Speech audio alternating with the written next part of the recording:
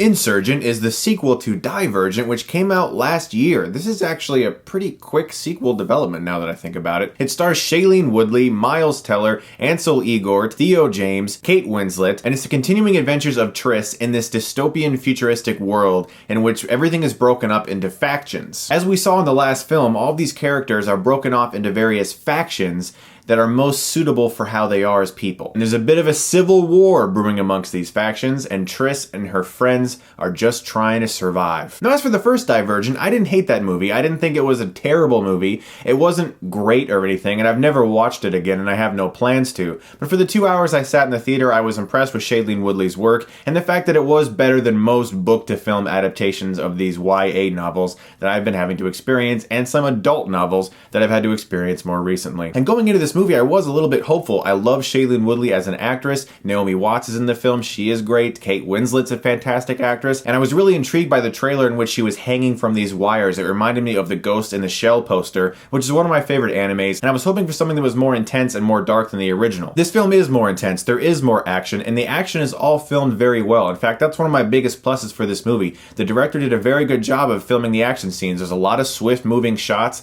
lots of long takes. There's no shaky cam to be found anywhere, and that really made me happy. Shailene Woodley is terrific as Triss. There's a lot of regret in her face, a lot of remorse. You can really feel the deep pain of her character, and she did an excellent job portraying that. One of the best scenes in this movie is when she's forced to tell the truth about some various things that she's very ashamed of, and that scene I thought was fantastic, and she really sold it. My issue with Insurgent, though, is more along the lines of the plot. There's a lot of things that happen in this movie. It's a very convoluted plot line, and I have friends that I saw the movie with who read the books and are fans of the books, and even they said that a large majority of this movie was not in the book, and it felt a little bit jumbled. So if you are fans of the books, you're more than likely going to enjoy this movie because you're already pumped for it, you're already excited for it, but you may be a little confused, from what I hear anyway, that there's a lot of things in this movie that weren't in the book. To me, that's fine though, because I like surprises, and I recognize that this is an adaptation. Not everything is going to be exactly like the book. That being said, I wasn't really that invested in the story of this movie because it does feel very convoluted, and it feels kind of like a mishmash of ideas that looked really good on paper,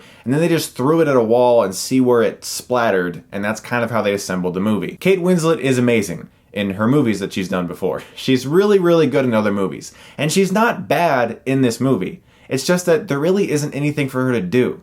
She wanders around through rooms, she does kind of sadistic tests on people as she tries to weed through the various divergents that she's looking for, but it really just evolves into a string of scenes in which she wanders around a room, has a clipboard, makes notes, and says things in a very dull and uncaring manner. There isn't really anything that menacing about that. So I didn't really feel her presence as an antagonist was really all that meaningful. The best parts of this movie are Shailene Woodley, her character, the emotion she gives her character, how good her performance is, and the fact that the director did a really good job of helming the action scenes. But some of those action scenes towards the end, especially during the simulation sequences, just look like Shailene Woodley swinging around a green screen room, and it's really hard to feel like you're actually watching a tangible thing that's happening because it all looks so well choreographed and so well timed and so shiny and perfect that it just looks kind of fake. The best action scene in this movie for me was an early chase scene through the woods and onto a train. I thought that was very well helmed. But besides Shailene Woodley, I have to admit, a lot of the performances in this movie feel very wooden and lifeless. So much background and so much depth was given to her character, her regret, the things that she felt ashamed of. All the other characters felt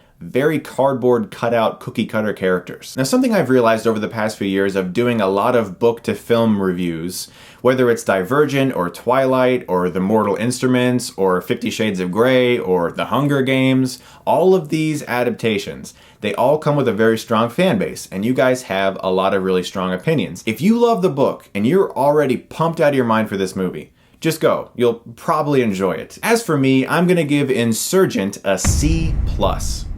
Despite having some well-directed action scenes and one very good performance, it's just not very memorable for me. I didn't find anything about the film terribly remarkable, and it was very forgettable very fast. Guys, what are your thoughts on the last film, this film, the book series? Whatever you want to say, sound off below, and also look forward to my upcoming new Hilariosity review for Jaws the Revenge.